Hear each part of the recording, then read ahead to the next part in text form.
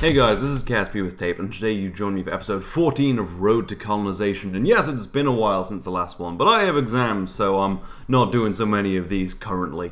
But yes, what we're doing here is finishing off, fueling up the Canterbury. Well, trying to finish it off. Sadly, the fuel shuttle didn't bring back quite enough fuel to fill up the whole of the Canterbury. So yeah. We're going to have to send up a vehicle to do that, but we kind of expected we'd have to do that anyway. So anyway, the shuttle departs just because it doesn't need to be here anymore, and also to reduce lag, because there's a lot of lag around this spacecraft. It's pretty rough.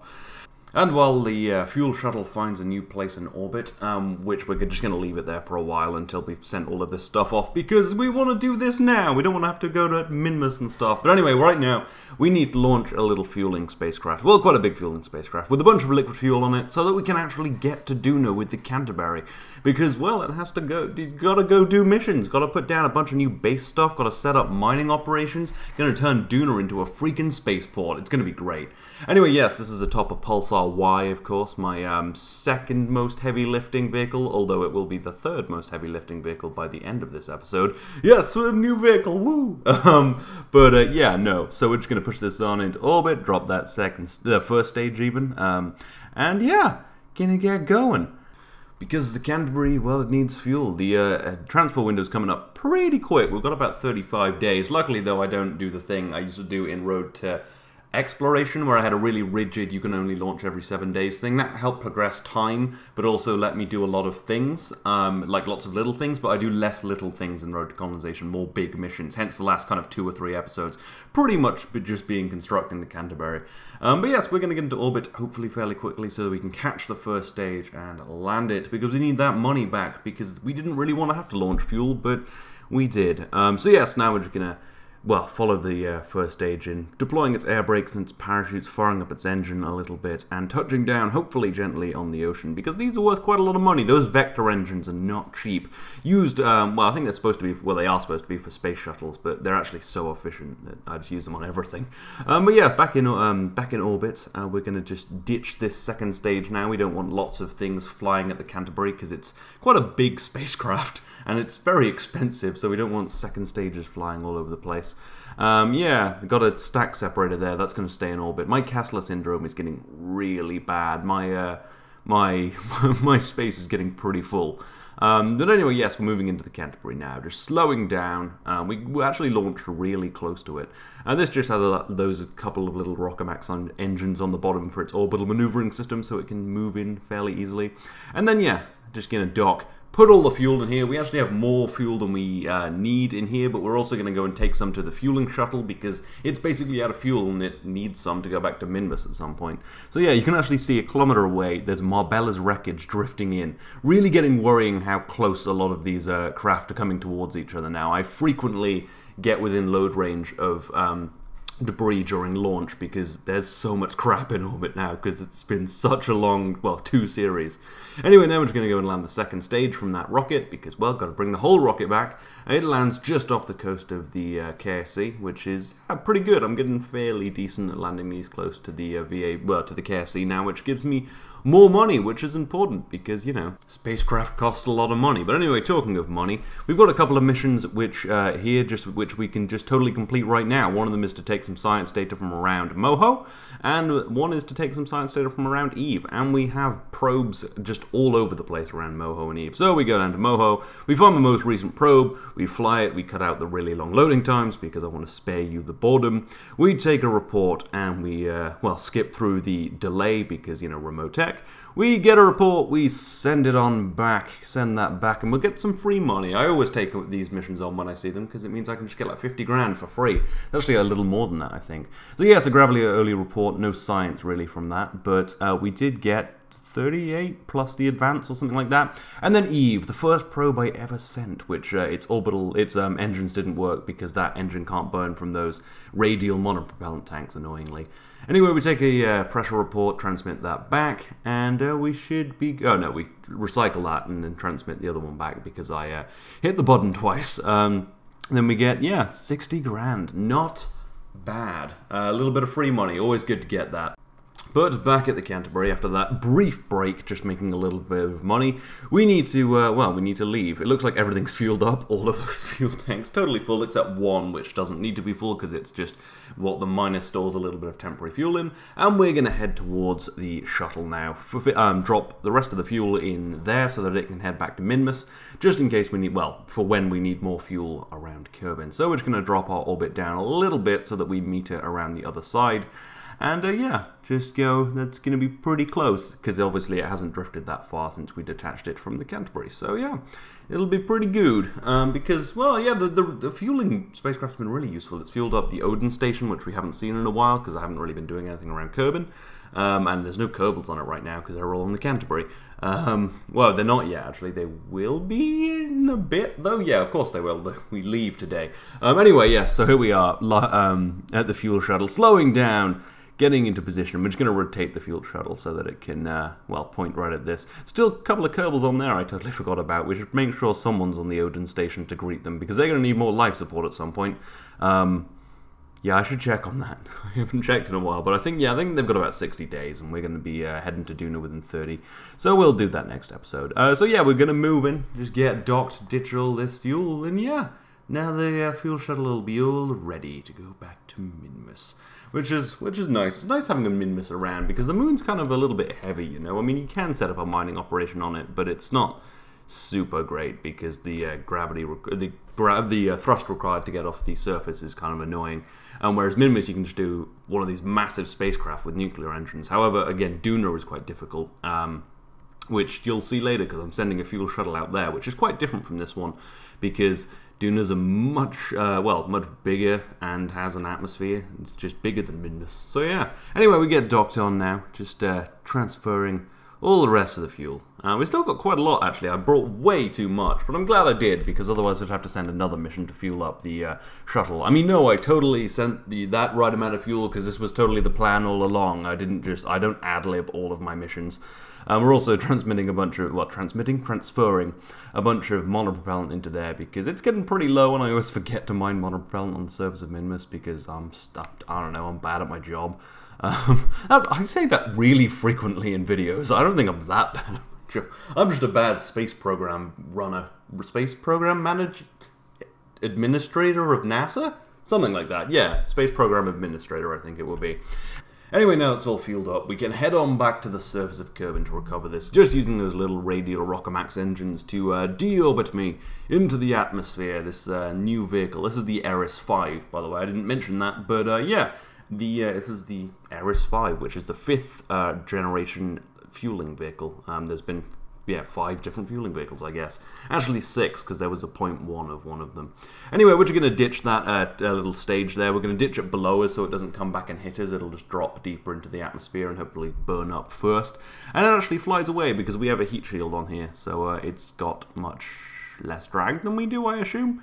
So yeah, it's just a matter of hopefully surviving re-entry. It's quite a tall vehicle, so it might flip a little bit, but as long as we can burn off enough velocity before it kind of goes unstable, as it does here. Obviously I knew that was going to happen. Yeah, it's kind of unstable for some reason. So what I do is I try and use the RCS to pull me into a good position, but then I just start rolling the spacecraft so that it distributes the heat around the different parts, because it's different tanks on each side. So I'm thinking if I can roll the spacecraft enough, it'll survive re-entry. It actually wasn't a problem at all. Nothing even looked like it was going to burn off, but standard thing you want to do is, you know, roll your spacecraft if it's like this, where there's lots of parts on different sides, because it'll prevent everything burning up. Anyway, we ditched the heat shield, as you saw, but it made me more unstable, which is kind of annoying, but it doesn't matter, because the parachutes will pull and we'll flip around the right way.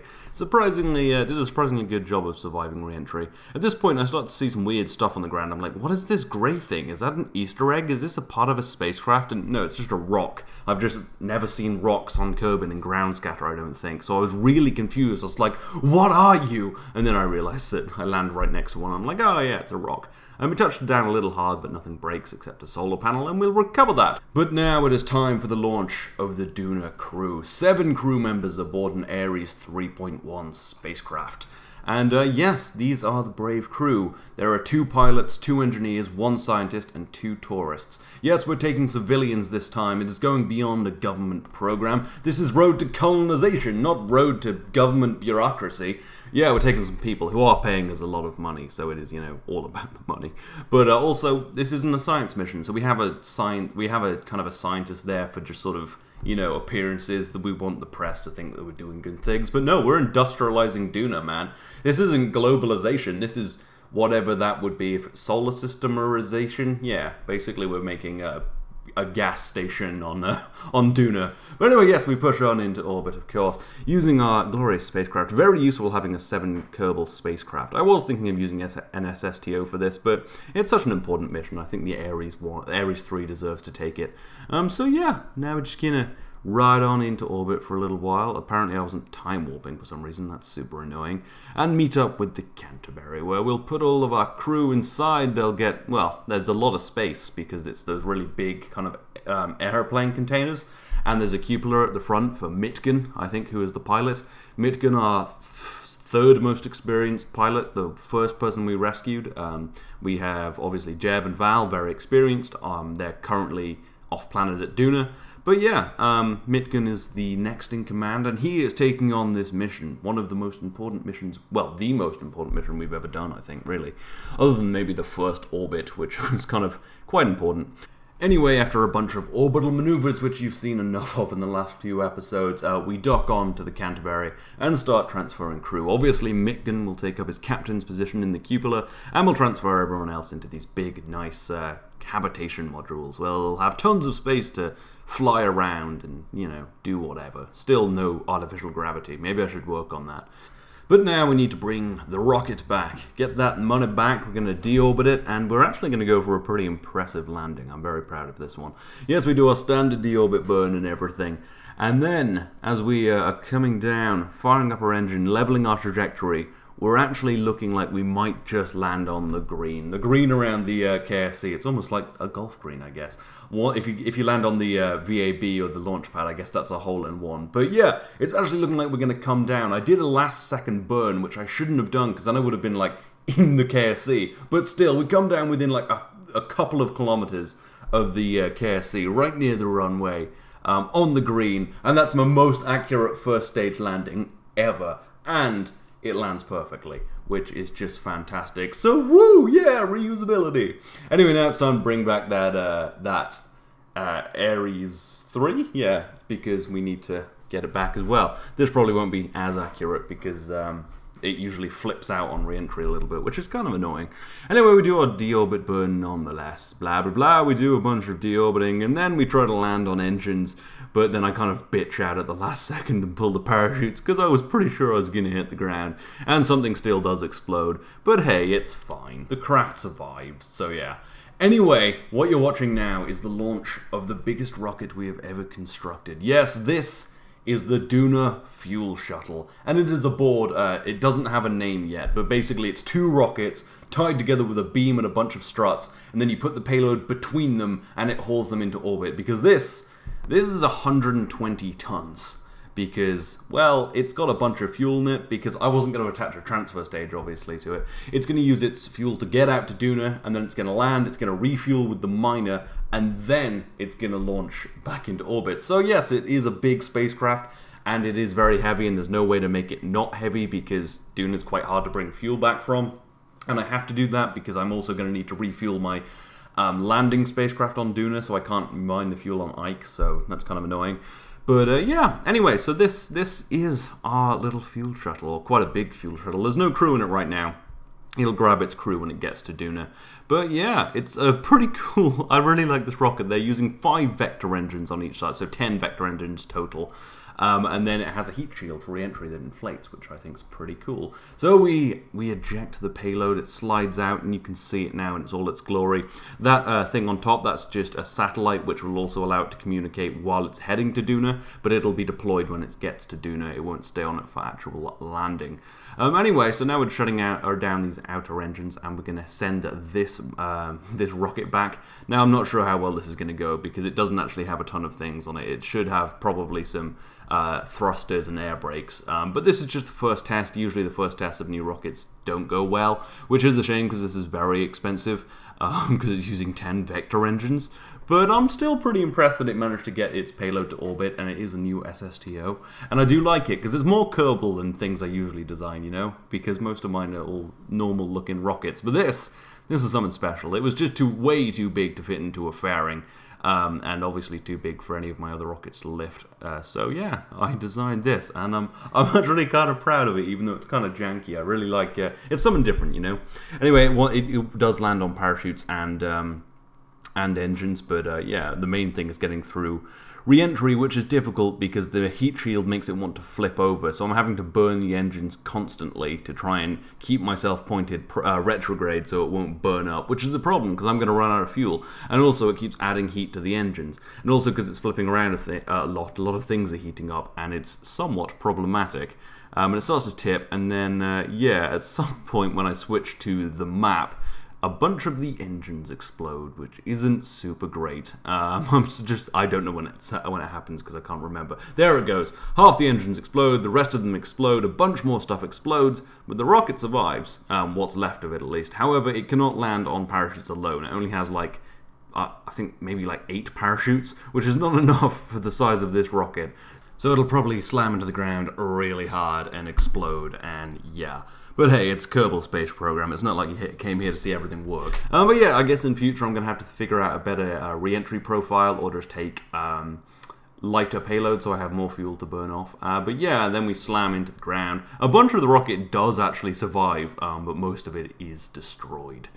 But anyway, let's not think about that now, because it is time for the flight of the Canterbury. Yes, it is finally in position to head off to Duna. Now this is actually a little bit more difficult than I thought it would be, because it's a little bit unbalanced, and these vector engines flex when they burn just a little bit, but it's enough to kind of screw things up. So I'm only able to burn these at about a third thrust with RCS on, or it'll start to turn, which is obviously a massive problem, which is also an issue because I don't have a ton of monopropellant in the spacecraft, 340 units, and because I'm only burning these at a third thrust, the amount it's using, it's going to burn almost all of my monopropellant to keep it going on high thrust mode. Now when we run out of liquid fuel oxidizer, we will switch over to nuclear engines, which means we won't have to use RCS to stabilize ourselves because it won't tip as much outside of high thrust mode, which is with those vector engines. But it is necessary, otherwise we wouldn't be able to leave Kerbal very quickly. So I think it's fine, and when it comes back it won't have loads of stuff on it, so it will be fine. And in future we'll just be a little more wary of that.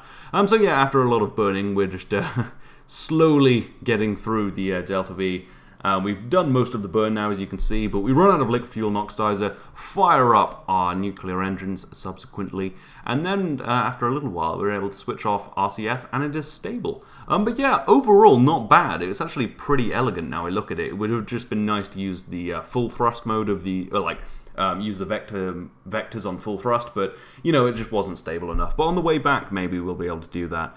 But it does flex a little bit, which is the problem. But overall, it's actually a pretty decent spacecraft. It accelerates incredibly slowly, and it's very laggy, so this did take a while. I think it was like 25 minutes of footage.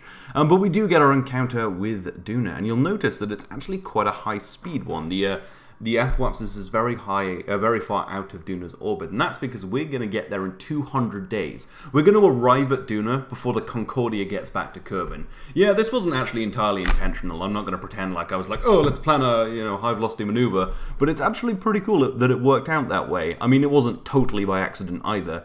So we are actually going to get there. In under 200 days, which is the fastest we'll ever have gotten anything to Duna, which I think is really cool. And after a little bit of tweaking, we get our orbit in the right place. We actually have to place it on the other side of Duna than we usually would, because we're going to come in from a different angle because we're going there so fast. Which, yeah, lots of cool stuff. And now we get a nice little shot of the Canterbury leaving Kerbal. But the final thing to do today is to send off the other piece of this mission, the fuel shuttle. We'll probably need to fuel up the Canterbury, actually. So we're getting all of our... Oh, God, I didn't, but I should. We're getting all of our solar panels ready so that we can activate that antenna, because it takes up a lot of power and we need to communicate at long ranges. I've just remembered I haven't actually done that, so after this video I'm going to go back into KSP and turn on that antenna, otherwise it will lose communications. Anyway, we fire up the skipper engine, which pushes on nicely. We have to use the skipper engine because the gravity on Duna doesn't really allow us to use nuclear engines to pull up a huge amount of fuel, and we're pulling up less fuel in this than we do in the Minmus one. It's actually just one of these half tanks, the big one in the middle. So it's still a lot of fuel it'll get off Duna, but not nearly as much as the Minmus shuttle would bring back. But still, I think it's fairly impressive. It's very heavy, but it does work, and it can bring a significant amount of fuel from the surface of Duna to Duna orbit, which is quite important because our mining operation will be taking place on Duna, because we do need to refuel on Duna. And this isn't quite as high energy a trajectory, but it will be getting there in a little over 200 days. So yeah, that's pretty cool as well. I think it will probably also beat Concordia back to, well, it'll beat Concordia to Duna, no, before Concordia gets back to Kerbal, is what I meant. Anyway, we get our trajectory all laid in and all of that fun stuff. But yes, this is the end of the episode. We're finally heading out to Duna again, and I think it'll be a rather glorious mission, setting up a little mining operation. But if you've enjoyed this and want to go check out a couple more videos, there is a most recent episode of Subscriber Designs in which we take a big mothership to Joule, and then some weird stuff happens, and then MechJeb takes over the universe or something like that. And there's also a most recent episode of Prison Architect in which, well, you know, shit just falls apart constantly, and like there's a riot, and I had to kill someone, and it's a pretty great prison. There's also links to my Twitter, Twitch, and Patreon in the description if you're interested. But as always, I hope you've enjoyed this. This has been KSP with Tape. I will see you next time.